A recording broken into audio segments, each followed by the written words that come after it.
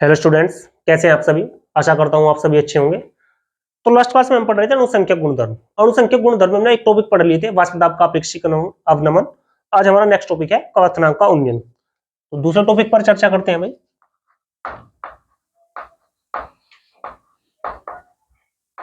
क्वथनांक का उन्नयन। तो क्वथनांक के उन्नयन को समझने से पहले आप क्वथनांक सब समझे। क्वथनांक होगा क्या?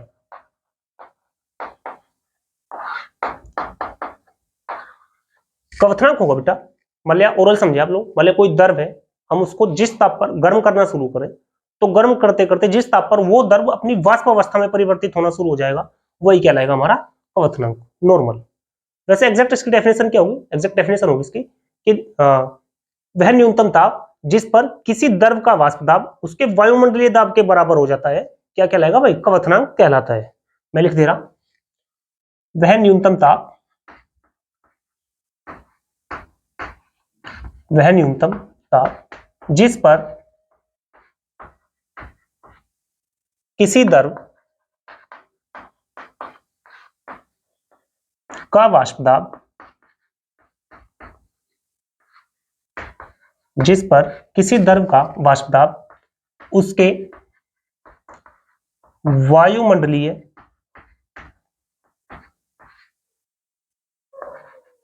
वाष्प दाब, वायुमंडलीय दाब, वायुमंडलीय दाब कितना भाई? यानी एक वायुमंडलीय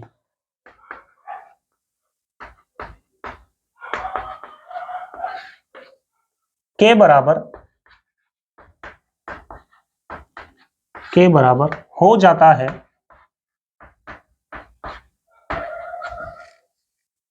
तो वह ताप उस द्रव का क्वथनांक कहलाता है।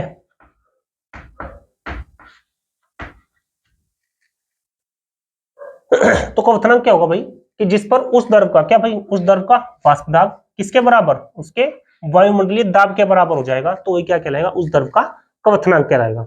अब यहाँ पे हमारे पास जो टॉपिक है वो है क्वथनांक का उन्नयन। तो उन्नयन का मतलब होगा यहाँ पे भाई वृद्धि, यानी क्वथनांक की वृद्धि। अब समझे क्वथनांक का उन्नयन होगा क्या? मतलब मेरे पास दो पात्र हैं भाई, इसमें क्या है भाई? शुद्ध पानी है, विलायक है।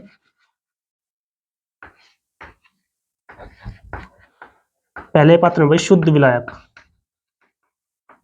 और शुद्ध विलायक बेटा जल। दूसरा पात्र है,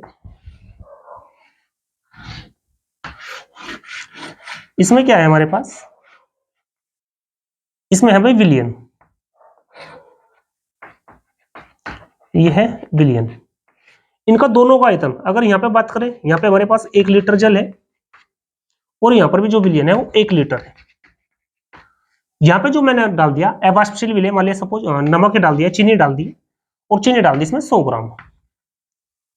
तो हमें पता है भाई जल का क्वथनांक होता है बेटा 100 डिग्री सेल्सियस, या केल्विन में अगर बात करें तो केल्विन में होगा बेटा 373.15 केल्विन। ये जल का क्वथनांक होगा शुद्ध का, यानी शुद्ध विलायक का क्वथनांक। अब क्या होगा? हम दोनों को टेम्परेचर देना शुरू करें समान टाइम के लिए, तो क्या होगा? ये जो शुद्ध विलायक है ये तो 100 डिग्री सेल्सियस पर उबल जाएगा, ये 100 डिग्री सेल्सियस पर इसका क्वथनांक हो जाएगा। लेकिन अगर विलयन की बात करें, ये डेफिनेटली 100 से ज्यादा, यानी 100 प्लस डिग्री सेल्सियस लेगा, और तब जाकर के उबलेगा। फिर से समझे क्या कहा मैंने कहा कि अगर शुद्ध विलायक को गर्म करें, शुद्ध पानी को गर्म करेंगे, तो वो 100 डिग्री सेल्सियस पर उबलना शुरू कर देगा। वहीं पर अगर उसमें जब कोई अवाष्पशील विलयन मिला करके उसको विलयन बना दिया गया, तो 100 डिग्री सेल्सियस पर नहीं उबलेगा, वो 100 डिग्री सेल्सियस से ज्यादा हीट लेगा, या 100 डिग्री सेल्सियस से ज्यादा टेम्परेचर लेगा, और तब जाकर के उबलेगा। तो शुद्ध विलायक की अपेक्षा विलयन ने जितना ज्यादा क्वथनांक होने के लिए टेम्परेचर लिया, वही टेम्परेचर कहलाएगा हमारा क्वथनांक का उन्नयन।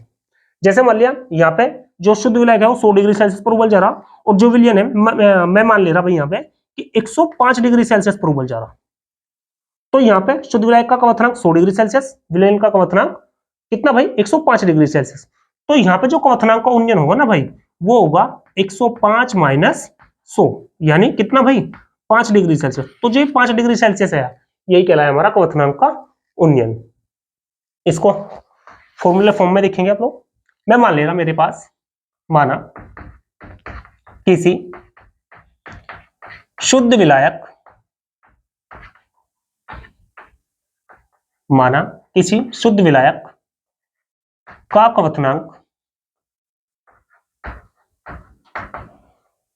क्वथनांक TF नोट है यदि इसमें कोई अवाष्पशील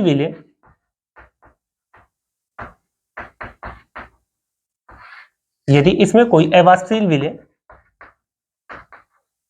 मिलाने पर विलयन का क्वथनांक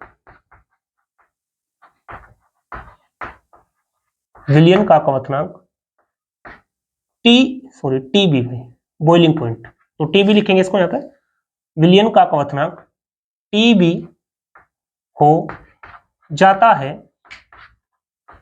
तो क्वथनांक का उन्नयन, क्वथनांक के उन्नयन को रिप्रेजेंट करते हुए हम डेल्टा TB से, T मतलब टेम्परेचर, B मतलब बॉइलिंग पॉइंट, तो इस कंडीशन में क्या होगा, विलयन का जो क्वथनांक होगा यानी TB, उसमें से हम लेस किसको कर देंगे, जो शुद्ध विलायक का क्वथनांक होगा उसको घटा देंगे, यानी डेल्टा TB बराबर होगा TB माइनस TB नोट, जहां डेल्टा TB क्वथनांक का उन्नयन है, TB विलयन का क्वथनांक है और TB नोट शुद्ध विलायक का क्वथनांक है।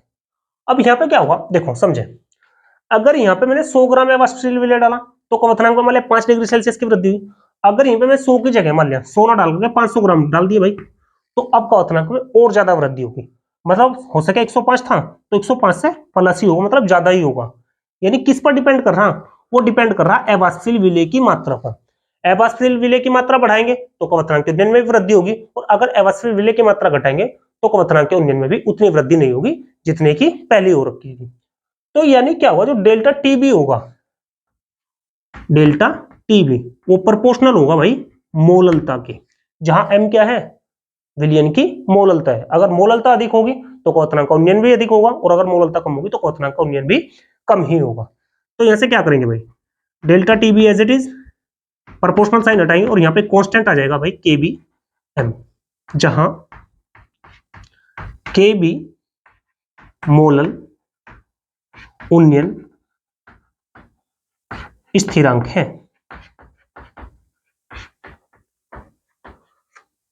तथा M विलयन की मोललता है। इसको मान लिया भाई समीकरण नंबर 1। और यहाँ पे जो मोलल उन्नयन स्थिरांक है, इसको जो व्यक्त करना यानी कि मात्रक होगा, तो KB, ये बात भी याद रखें आप, एक नंबर में पूछ लिया भाई ऑब्जेक्टिव क्वेश्चन में, KB का मात्रक, या इसको भाई व्यक्त केल्विन किलोग्राम मोल इनवर्स, इसमें व्यक्त करते हैं किसको, KB को, यानी मोलल उन्नयन स्थिरांक को। तो इसको अगर समीकरण नंबर 1 मान लिया हम, डेल्टा TB बराबर KBM, बेसिकली ये कम यूज होगा हमारे पास, जो न्यूमेरिकल पूछता है यहाँ से, न्यूमेरिकल में पूछते हैं वो विलेय का अणुभार या विलेय का मोलर द्रव्यमान, तो यानी क्वथनांक के उन्नयन और विलेय के मोलर द्रव्यमान में रिलेशन, वो हमसे इंपॉर्टेंट है, वो ही एग्जाम में पूछता है और वो इसके आधार पर ही न्यूमेरिकल होते हैं। तो आइए देखते हैं।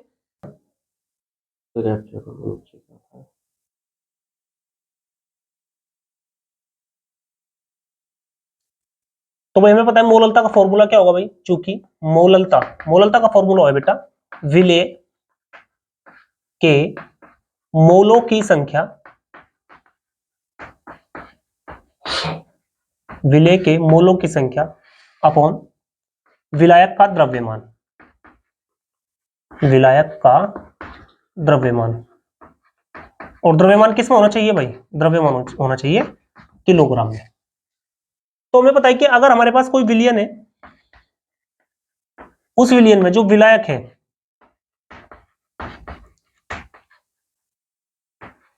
वो A है और जो विलेय है वो B है, तो क्या करेंगे भाई, मोललता में रिलेशन निकाल लेंगे। तो ऐसा जाए बेटा m बराबर विलय के मोलक संख्या को रिप्रेजेंट करेंगे भाई हम Na से, सॉरी Nb से। तो विलय मतलब मोलक संख्या n और किसकी विलय की, तो Nb अपॉन विलायक का द्रव्यमान। तो विलायक द्रव्यमान को W से और किसका A का तो W है। अब हमें पता है कि विलय के मोलों की संख्या का फॉर्मूला भी क्या होगा भाई, भार बटे अनुभार, यानी चूंकि Nb बराबर होगा भाई WB अपॉन MB। तो NB का मान यहां पे रख दो, तो यहां से हो जाएगा हमारे पास भाई M बराबर NB upon sorry WB upon MB और यहां पे अपॉन हो जाएगा भाई WA। अब यहां पे अगर WA किस में हो भाई, किलोग्राम में होकर के ग्राम में हो, तो यहाँ पे डिवाइड किससे करना पड़ेगा हमें, 1000 से।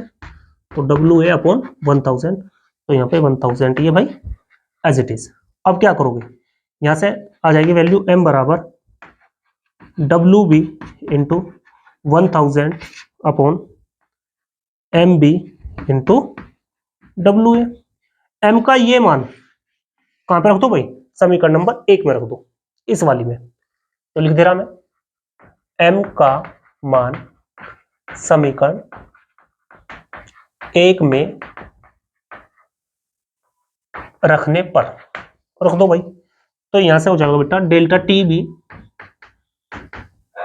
डेल्टा टीबी बराबर K B as it is M का मान यहां से भाई ये हो जाएगा बेटा WB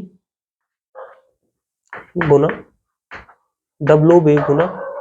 1000 upon MB into WA। या MB निकालना हो हमें तो इसको इधर ले जाओ भाई, क्रॉस मल्टीप्लीकेशन। तो MB बराबर हो जाएगा बेटा यहां से KB into WB into 1000 upon MB into WA। तो ये सॉरी डेल्टा टीबी तो ये क्या होगा भाई, ये फॉर्मूला होगा, इनके रिलेशन हो गया किसमें, विलय के अनुभार में और कवथनांक के उन्नयन में। अब यहां पे जान ले कि कौन क्या होगा।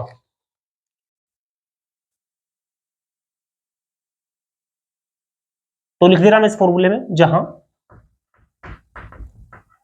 MB विलय का अनुभार, KB जानते हैं आप भाई मोलल उन्नयन स्थिरांक,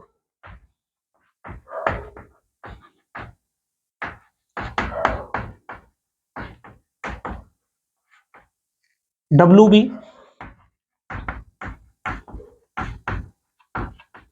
विलय का भार किसमें भाई, ग्राम में। इसके बाद आया बेटा यहां पर WA विलायक का द्रव्यमान, और यहाँ पे द्रव्यमान भी किसमें है भाई, ग्राम में। अब किलोग्राम में नहीं है, क्यों नहीं है, क्योंकि हम 1000 का यूज कर चुके। इसके बाद कौन बचा है, डेल्टा टीबी है हमारा भाई कवथनांक का उन्नयन। अब न्यूमेरिकल देगा वो, न्यूमेरिकल किस तरीके से देगा वो, इसकी वैल्यू देगा, इसकी और इसकी, मतलब डायरेक्ट इनडायरेक्ट वे में इन चार की वैल्यू दे देगा, और पांचवी में से किससे पूछ लेगा कि विलयन में उपस्थित विलय के मोलर द्रव्यमान की गणना कीजिए, मतलब MB की गणना कीजिए। तो ऐसा आप इस फॉर्मूले को यूज करके सोल्यूशन पा सकते हैं। आई होप आपको ये टॉपिक समझ आ गया होगा, कवथनांक का उन्नयन। तो वीडियो को एंजॉय करें, अगर वीडियो पसंद आया तो वीडियो को लाइक करें, चैनल को सब्सक्राइब करें। Thank you very much.